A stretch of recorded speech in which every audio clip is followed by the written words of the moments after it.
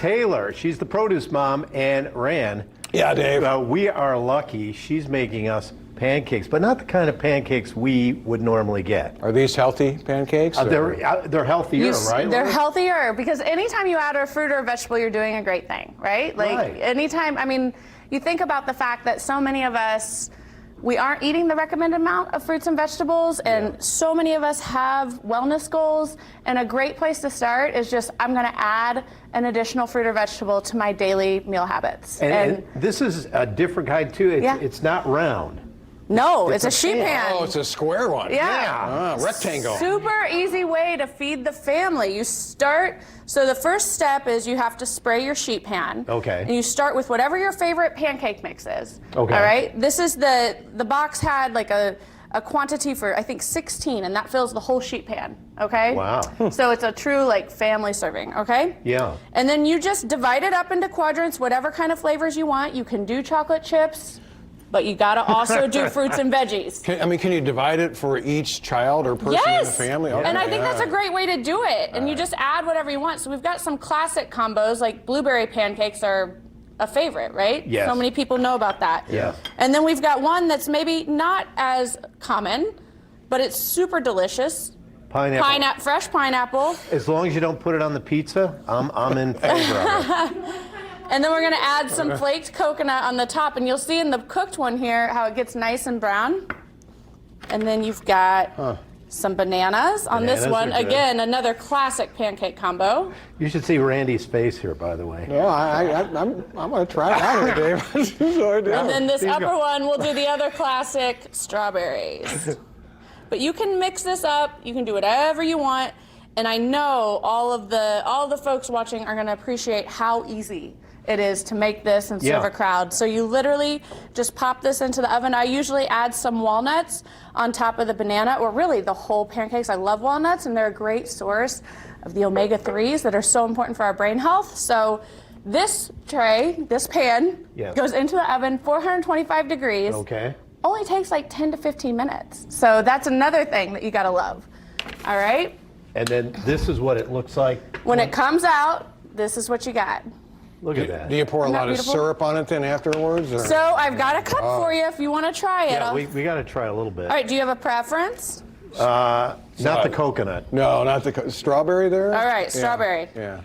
Just a little bit. You got it. Now while you're slicing that, you brought in something else that's really odd looking here. I know. And it's not Randy. It's It's a passion fruit. It's a passion fruit, yes. Okay, and Randy, you want syrup on it? Yeah, a little bit. A little bit? Yeah. Okay. Not just a little, Dave, not a whole lot. So. Okay. Yeah. So this is another tried and true strategy for all of us. You can get fatigued with everything from Zoom meetings to fruits and veggies, all right? It's a real thing. And so many households buy the same 5 to 6 items because we're making the same 5 to 6 meals on a regular weekly basis. This is a fresh passion fruit. What I love about this product is, first of all, it's super kind of freaky and fun on the inside. It's also, after I cut it open, I was like, we should be marketing these as vegan oysters because you just kind of slurp them. Yeah, they look like oysters. I know, right? Yeah. And the cool thing about passion fruit, you have to wait until it doesn't get ripe until it's wrinkly. So when it looks like this, I'm right. that's when it's ripe. Finally ripe. Ripe and ready to eat. So, yes. And then the other trick that I brought for breakfast, grapefruit is a classic breakfast food, but some people can't stand how sour it is. So a great way to combat that, you just slice your grapefruit. Right. Put it open face on a baking sheet. Yes. Add some cinnamon if you'd like. You don't have to add any added sugar to this. So just sprinkle it with some cinnamon. All right. Pop this into the oven. You can even put it in when your pancake is baking, about 400 degrees for 15 minutes, and you're gonna have a really nice oven roasted grapefruit. You'll see how the fruit just gets naturally caramelized, and it brings out the sweetness of the grapefruit. So super simple 2-ingredient way to almost hack yourself into loving a fruit that you might not normally enjoy, you know? That's neat. Rand, good. What do you think? It's good. Absolutely. I'm gonna try the passion fruit. It's sour. See, I think it's kind of sweet. It is one of the lowest glycemic fruits. It's making it wrinkly. I know, look. Yeah, but that means I'm right. I don't mind. Amber, you didn't know you had 2 ripe men with you, did you? But I guess from what I'm told, that means perfection, right? That's when they're ready to go. Yes. So there you go. And I think maybe coming up, Laura, you got maybe have a joke or two, right? You know what? Yeah, I'm going to Google some more fruit and veggie jokes. We got some guys. All right, coming up. Thank you guys so much. Okay, so when it comes to choosing the perfect carpet for your home, it seems not all carpets are the same. Kelly Marburger Novak, president with EF Marburger, of course, is with us today. You and I have been chit-chatting about carpets this morning. We have them in our house, and it's a process trying to figure out which one is the best kind, and they're not all the same. They're not. And it can be overwhelming for any consumer that's looking to spruce up their old carpet with new carpets, because there are so many different types. There are different types, different things to look for. So where do we begin? So nylon is the most popular one. Carpets are Nylon. mostly made from either wool, nylon, or polypropylene. Okay. Nylon is great because it's durable, it's got a high resistance to stains, and it's affordable.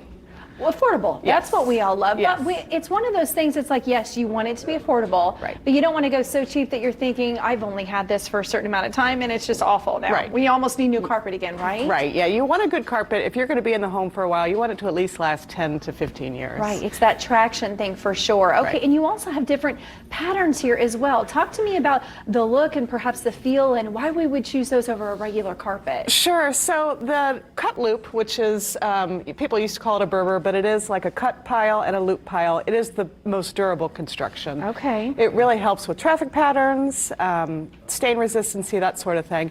But most importantly, you want a thick carpet, not necessarily thick, but dense. So at least like a 32 ounce or higher. And then also patterns are great because they hide just about everything. And they give a little bit of a design influence into the house. Well, and you talk about hiding everything, you guys. I like to think that I'm a pretty good person when it comes to trying to keep, you know, the living room clean and shoes off, but that is a hard thing to do. It is. Even if you have perhaps a darker color, right? Right, I mean, definitely. it just happens. Yeah, definitely. That's why I love patterns, because again, like you said, frequent vacuuming and having it cleaned professionally, but still, it's hard. Right. It is, and not showing everything. I think Right. that's the big thing as well. Okay, what do we need to ask ourselves when we're thinking maybe something for the living room or something for the bedroom? When we come into a store, to your store, what do we need to know or maybe have noted, I guess you could say? Yeah, I think the biggest thing is probably your color palette, because you can find, Okay. you know, any style of carpet to fit your color palette, but you'll want to bring in maybe, you know, some sort of pillow or a valance or something like that.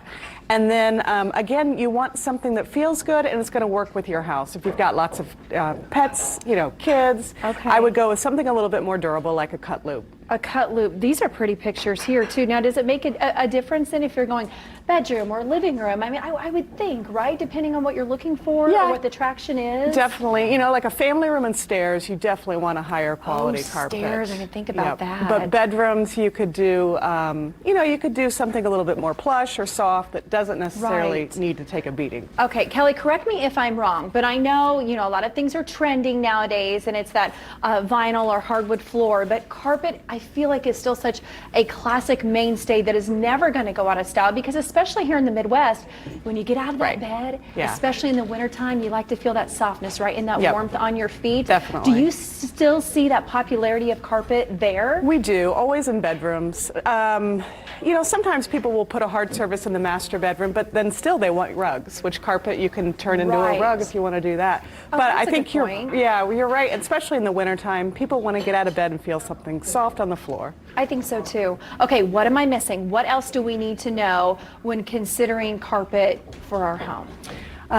Again, just go with something that you think will work for your family's needs. Don't go with Right. something that just because you think it's pretty for today, it may not necessarily work over the long haul. Ooh, speaking of that, let me ask you one more question about trends. Do you need to be careful of going with something too trendy because you want it to last right for 5-10 years? Right. And then after that time, it's like, what was I thinking that was in at the moment, and then now it's not. Right, definitely. Neutrals are always going to be the most important thing. Yeah. I mean, you may love a pattern, and even again, when you go with a pattern, go with something neutral. Subtle, right? Yes, beiges, grays, warm taupes.